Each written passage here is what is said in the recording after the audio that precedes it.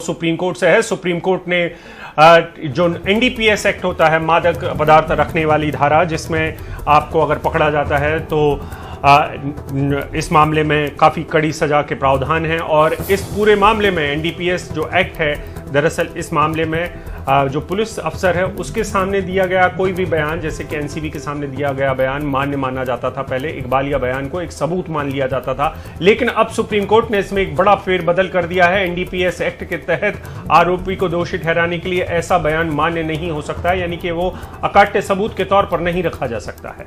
हमारे साथ और जानकारी के लिए आशीष भार्गव हमारे साथ जुड़ेंगे।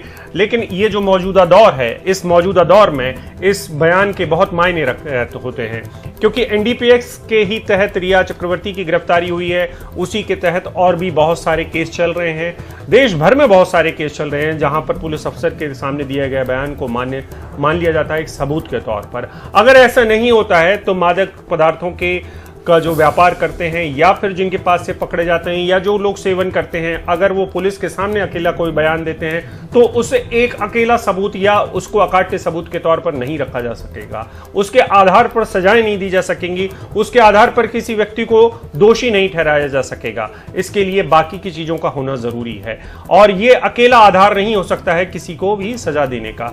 यानी कि अब इस पूरे मामले में एक बड़ा फेरबदल हो गया है।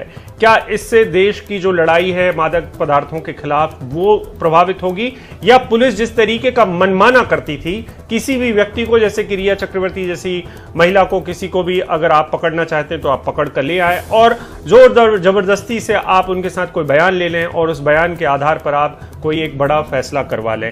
ये अब मैं आपको ऐसी स्थिति बता रहा हूं कि ये एक तरीके के उदाहरण के तौर पर पेश कर रहा हूं। ये ऐसा कुछ हुआ नहीं है रिया चक्रवर्ती के साथ अब तक, लेकिन ये किसी भी केस में हो सकता है। मैं एक उदाहरण के तौर पर किसी एक का केस बता रहा हूं, लेकिन जरूरी नहीं है कि इसका असर, इसका जो फायदा है वो सिर्फ बेगुनाहों को मिले, बल्कि हो सकता है कसूरवार भी, जो लोग पुलिस के सामने कई बार कबूल कर लेते हैं, लेकिन न्यायालयों में जाके या अदालतों में जाकर उनके वकील कुछ चक्कर चला देते हैं, जहां पर उन्हें पता होता है कि पुलिस के सामने दिए गए बयान को आधार नहीं माना जा सकता है।